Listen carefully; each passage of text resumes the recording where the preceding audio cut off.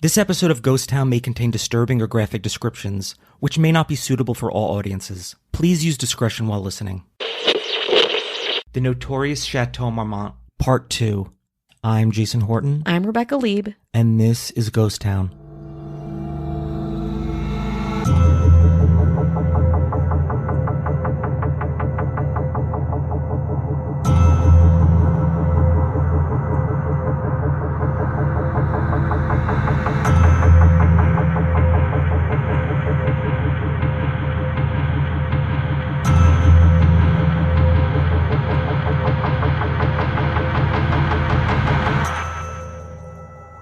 Welcome back to our three-part Halloween series on the Notorious Chateau Marmont. As a refresher, we've talked through the Chateau's opening in 1929, its failures, successes, and some wild characters that came through its French chateau doorways up through the 1950s. But now, as the Chateau solidly hits mid-century Los Angeles, things were changing, and fast. Today we're joined again by friends Sean Levy and Mark Rozzo, talking through the Chateau from the 1960s until its present day, discussing some very famous lives, even more famous deaths, a larger-than-life owner, its current cultish fan base, and of course, hypothesizing on its mysterious future. This is Part 2, Marmontophilia.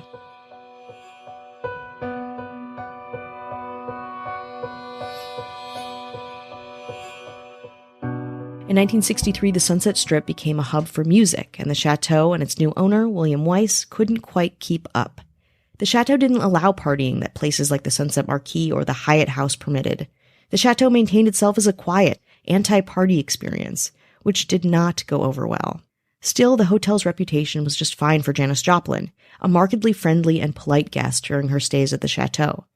And Phil Spector, also polite, showing up to the hotel with long hair, high heels, and 2 pet cats in a cage. Jim Morrison arrived at the Chateau in 1970, just a year before he would be found dead in a bathtub in Paris from heart failure due to a heroin overdose. While he lived in room 29, a bungalow off of the pool, visitors would use a secret knock to see their rock star friend. An adrenaline junkie, and at that point using drugs pretty heavily, Morrison would rush into traffic on the Strip, play with knives, guns, and swing off balconies. At one point he got up on the hotel's roof and tried to swing into his own bedroom window, lost his grip, and fell 2 stories down. Not dying, but bouncing off a nearby shed's roof and injuring his leg. As the Chateau got more and more run down, it began to have a reputation as a less than premier hotel on the Strip. But still, one for creatives to stay cheaply and relatively unbothered. In 1972, the British music journalist Nick Cohn checked into room 64, writing, quote, "The Chateau was full of corridors and dark corners, aged courtesans, ghost white junkies. A ghost who wears a blue robe is also rumored to stay in this room. But don't worry, we'll get to more ghost stuff later." In 1972, a then 10-year-old named Jill Selzman moved into Suite 46 with her mother, actress Carol Lindley. Quote, "Back then," Selzman told Mark Rozzo in his Vanity Fair piece, "people came to the Chateau to fall apart." Her next-door neighbor was Graham Parsons, who became her closest adult friend. Just a year later, Parsons drove out to the Joshua Tree Inn, another hotel we've had the unique experience of staying in, and died of an overdose at age 26. Dustin Hoffman moved into the Chateau during the filming of Who's Afraid of Virginia Woolf, broke, and missing New York, absolutely hated the place.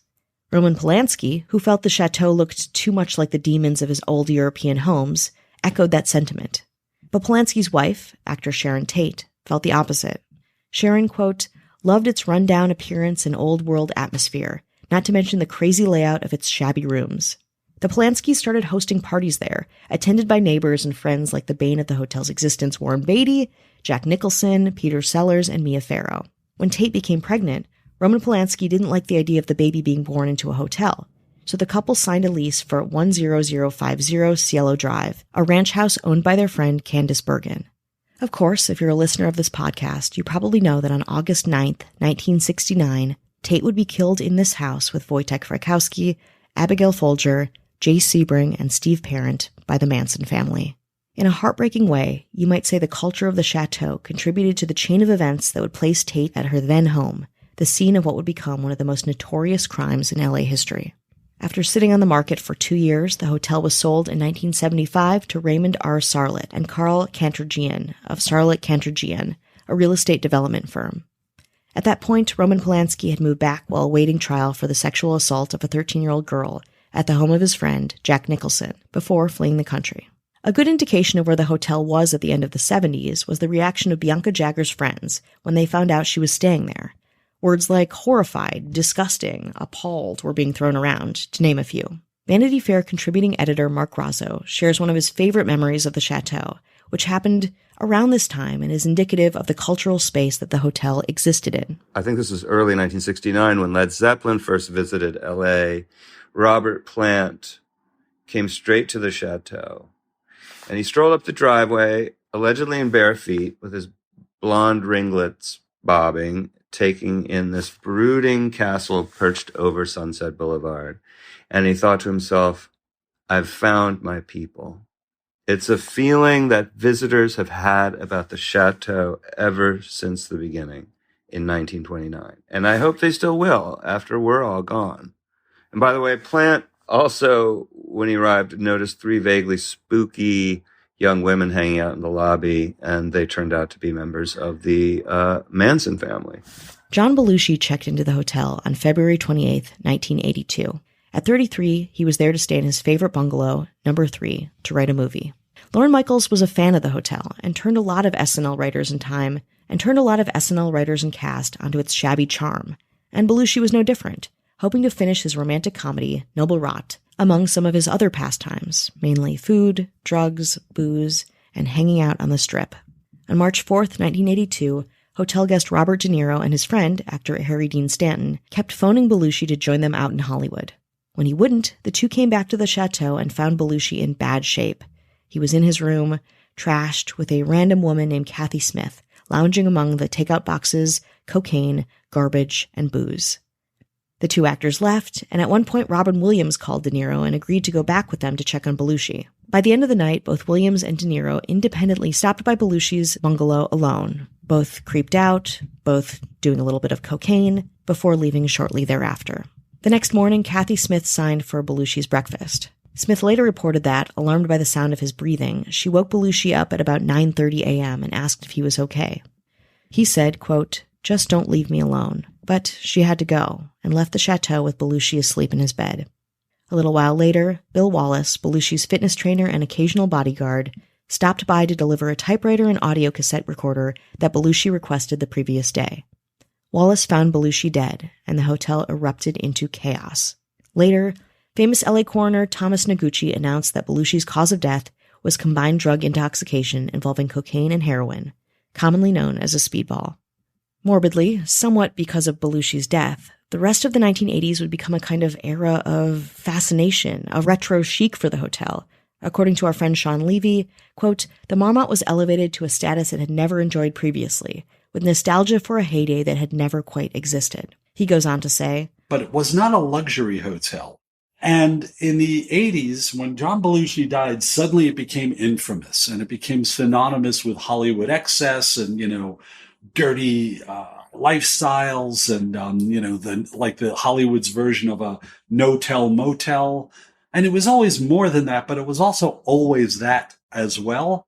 So then it started to attract another sort of person. A bad boy sort of person, but a bad boy who had an appreciation for history. A more ghoulish, self-celebratory bad boy. The original Brat Pack, Emilio Estevez and Rob Lowe and Ethan Hawke is another one, Robert Downey Jr. So in the late 80s, early 90s, Hollywood was rediscovering parts of its DNA that were still around. So Musso and Frank's became super popular again. The Formosa Cafe and Chateau Marmont was part of that. Boy, was it. We'll talk more about that after the break.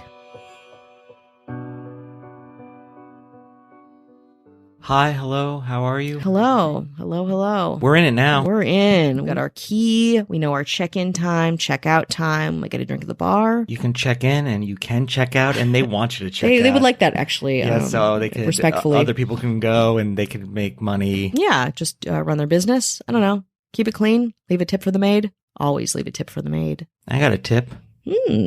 Thanking everyone for listening and supporting.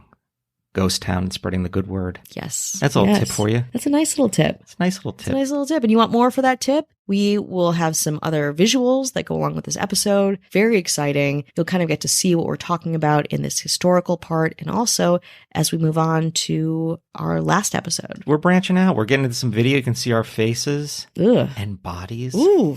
I mean, watch with care. Our voices are up here, I guess is what we're saying. Yeah. And we love thanking the government. Mm-hmm. Yes, the Ghost Town government especially. Yes, we do.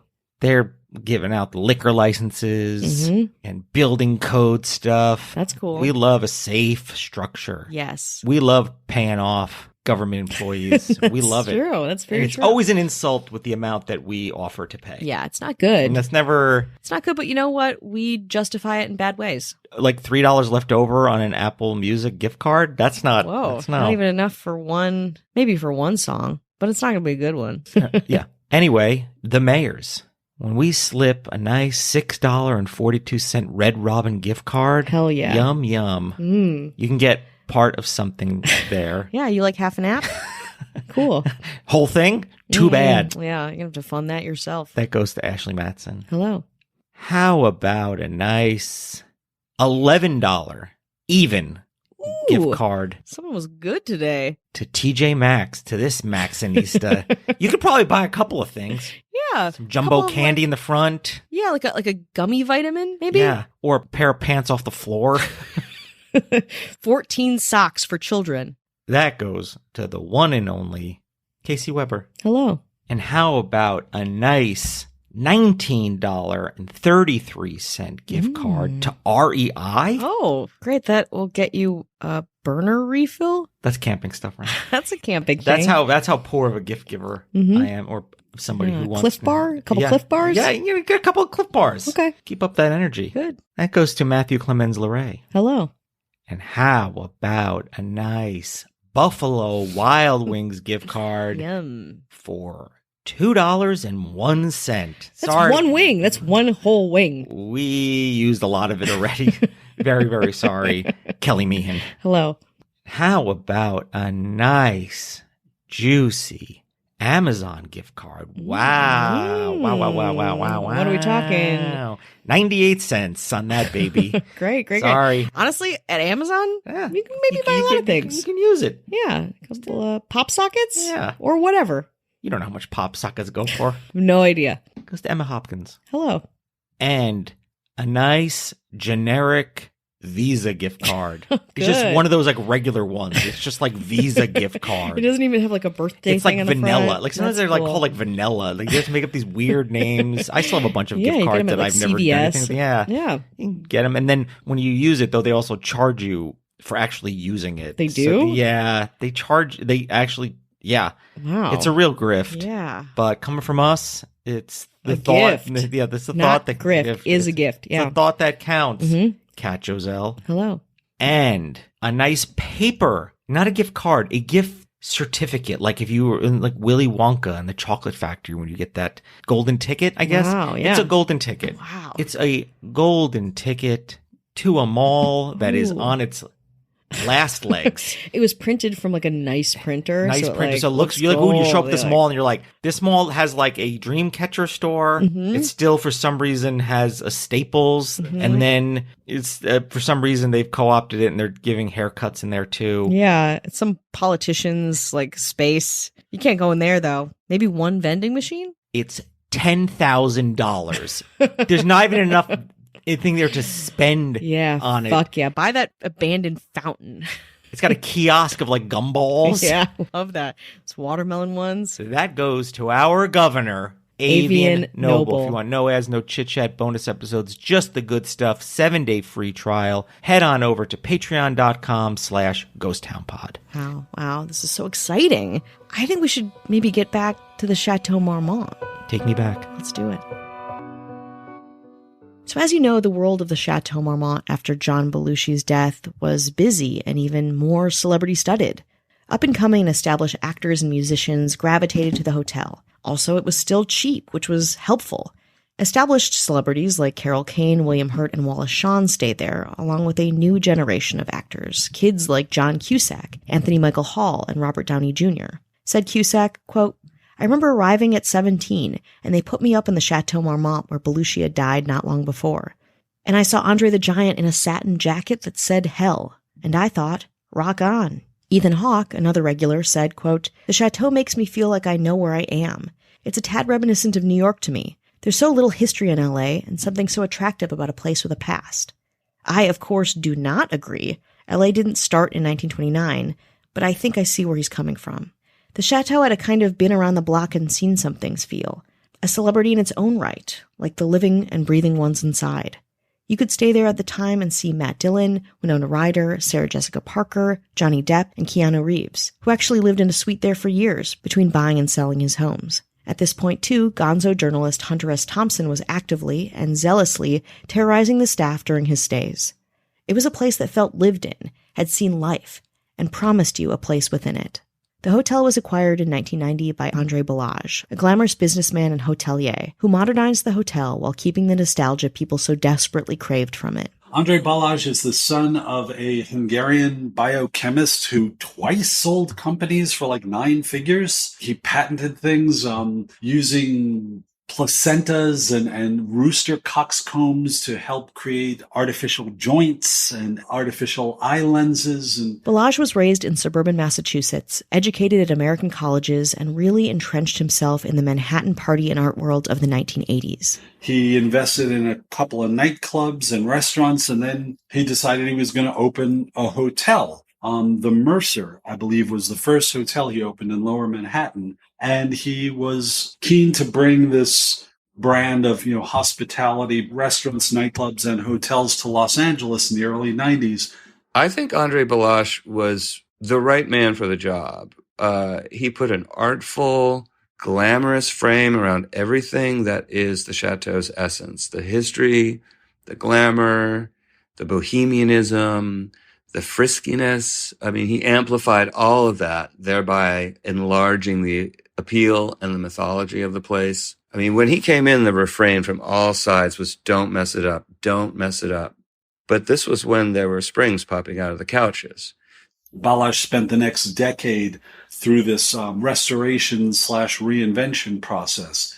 In his private life, he was married to Katie Ford of the Ford modeling dynasty, and they had children together, but Balázs he had a roving private life.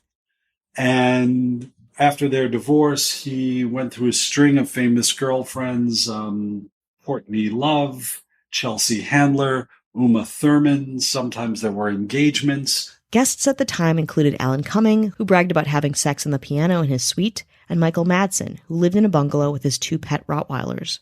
The hotel was kind of hedonistically playful at this time, with Hunter S. Thompson and Josh Hartnett hanging by the pool, while Sam Rockwell met his future wife in the lobby. The legendary crime reporter Dominic Dunn, once a visitor at the hotel while reporting on the O.J. Simpson trial, slept soundly in room 43 through the morning of January 17, 1994, during the Northridge earthquake, a massive 6.7 phenomenon that collapsed freeways and apartment buildings, but left the Chateau nearly untouched. Later, when Dunn arrived back in New York, he immediately called the hotel to say he'd left a, quote, pornographic video of a very low-rent nature on the VCR, and asked that it please be removed before the maid saw it. The Chateau assured him all would be taken care of, and asked if he'd like the tape sent back to him. God, no, Dunn replied. At around noon on January 23, 2004, a silver Cadillac came careening out of the garage, and instead of turning onto Sunset, smashed into a retaining wall across Marmont Lane. At the wheel was 83-year-old photographer and guest of room 49, Helmut Newton, who had suffered a heart attack while leaving the parking lot. That morning, he had run into Sofia Coppola, another regular guest and fan of Newton's. She recalls, quote, he was coming home from the gym in his sweatsuit, and I thanked him for the photo he had given me. A few hours later, I came back and his car had crashed. There was the car and all the flowers around it. Newton's death and the rise of smartphones and internet gossip culture created a new era of notoriety for the Chateau Marmont. In 2006, Heath Ledger was filmed at the hotel on a camera phone doing a lot of cocaine. James Franco, Britney Spears, Colin Farrell, Paris Hilton, and of course Lindsay Lohan were all fodder for celebrity news while staying at the hotel. Lana Del Rey, who has the name of the hotel tattooed into her forearm, filmed her music video Honeymoon in Room 79. Stinson Carter, a bartender at the Chateau, told Mark Razzo in his 2019 Vanity Fair piece, quote, "You went from having a private hotel to a hotel that was assailed by paparazzi, to a hotel where the celebrities themselves, armed with photo cameras, were their own paparazzi." Mark Razzo also notes this profound shift. The celebrity world we live in is no longer the one that those Chateau denizens of yore, Greta Garbo, or Sidney Poitier, or Marlon Brando lived in, let alone the one that Joni Mitchell or Jim Morrison lived in, or even what, Sofia Coppola or Stephen Dorff lived in. Phil Pavel, who was a longtime general manager, now former general manager, and really such a mainstay of that institution, remembers that when Lindsay Lohan and Paris Hilton started showing up, it was a big moment. It was like a whoa kind of moment. He said he could feel the ground starting to shift and shake at the Chateau. On July 4th, 2012, while filming the Elizabeth Taylor biopic Liz and Dick, Lindsay Lohan threw a little hybrid 4th of July and birthday party for herself at the Chateau, in and around room 33. She'd been living on and off at the hotel for several months and was on the hotel's radar. She had previously gotten into a public screaming match with Avril Lavigne. But still, staff rolled with it. After an evening of partying, room service, and many, many drinks, she racked up a bill for the day of over $3,500. She would stay at the hotel for the next 57 days, racking up at least $3,000 a day, in addition to over $700 in cigarettes, $400 on pay-per-view movies, and more than $100 on magazines and iPhone chargers from the hotel gift shop. All in all, Lindsay Lohan's bill at the Chateau Marmont came out to $46,350.04 for her stay. Though she said at many points that she wasn't responsible for the snowballing lists of charges, on July 31st, Lohan got an itemized bill and a note kicking her out of the Chateau Marmont. Though it wasn't explicit, she was effectively banned from the hotel from that point forward. But that only fueled the public's interest in the Chateau, going to it, staying in it, and reading all about it. More than ever, the hotel was forced to enact strict security measures to keep out the very thing it had always strived for: interest, revenue, and influence. On November 9th, 2017, Balazs was accused of 4 acts of sexual assault by the New York Times. And in January 2018, the hotel was cited in another Times story involving photographer Mario Testino. More stories around the Me Too movement would surface in 2020, along with counts of racism, discrimination, worker suppression, and anti-unionization efforts during the pandemic. But before that, the Chateau would shut its doors, ready for a new chapter. And a new chapter it would have post-pandemic. Balazs, still the owner today, simultaneously fired everybody, including people who had worked there for decades, and announced plans to convert the hotel into a private members-only site. He announced that the hotel was going to be moving into a private club model. So it's basically going to be sort of really expensive timeshares. You would be a member of Chateau Marmont, and when you would want to stay there, you would make a booking. You would still have to pay for your room, but your membership meant you and only other members could do it. There could not be one-off people. And that's not offensive in and of itself, but the look of that on top of firing everybody during an unprecedented economic and public health crisis, coupled with the previous charges that had been revealed in the New York Times, just made him sort of like the face of ugliness in the hospitality business in Southern California, in certain social circles. Stories started to come up about unfair labor and hiring practices having to do with people of color and women. The members-only plan was abandoned in 2022, and when the hotel reopened, Balazs was in for a surprise. The hotel employees went on strike in an effort for job protection and fair work conditions. The Chateau Marmont was also being actively boycotted by people who once were loyal guests. People like Jane Fonda, who had been associated with the hotel in the past, were among the people calling on their social media for people to boycott. It was picketed on Oscar night.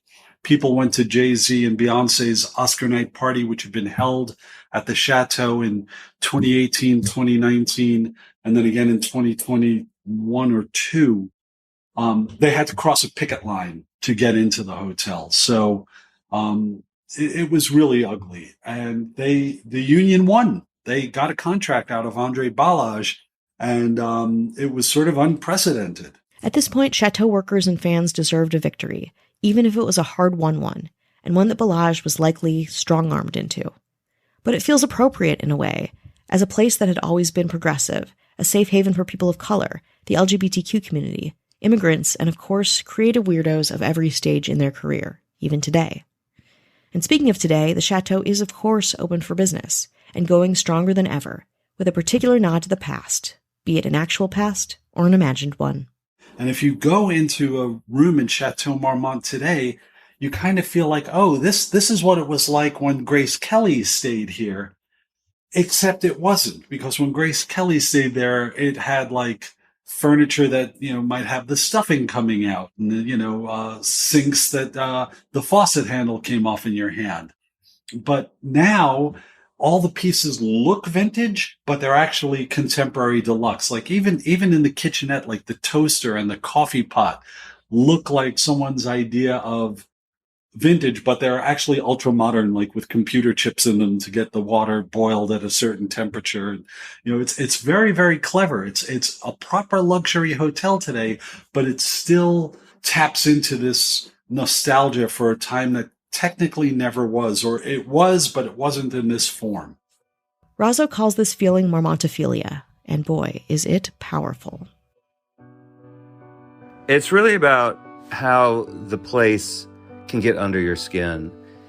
Marmontophilia is a kind of affliction, and it's shared by many who pass through the place.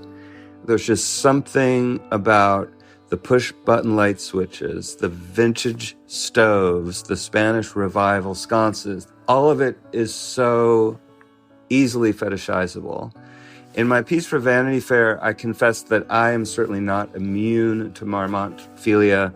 I've hoarded my share of Chateau stationery, grabbed those do not disturb signs that they hang on the doorknobs, I've loaded up on matchbooks, figured out who makes the mattresses and the towels, or the Q-tip container in the medicine cabinet, which is Restoration Hardware, if you're curious. It feels like it's sometimes flirting with becoming the Norma Desmond of Hollywood hotels, at least during certain periods of its history. But it's still really what it's always been, this incredibly atmospheric, incredibly authentic place where stars hide out in plain sight. I'm not sure that's going to change anytime soon. So somehow this oldest Hollywood institution, one whose very history is so entwined with Hollywood history, arguably more than any other place in town, it feels forever like an ingenue. Fresh. There's always a new story unfolding there. And I guess if that continues, the future will, it's always going to look pretty bright for the Chateau Marmont. But with this nostalgia, speculation, and devotion comes some pretty formidable ghosts. And of course, the ghosts of the Chateau are numerous. We'll maybe actually talk to some and get their take with the help of famed psychic Patti Negri and Vanderpump Rules cast member and astrologer Allie Luber on Ghost Town's third installment of our series on the notorious Chateau Marmont. See you then.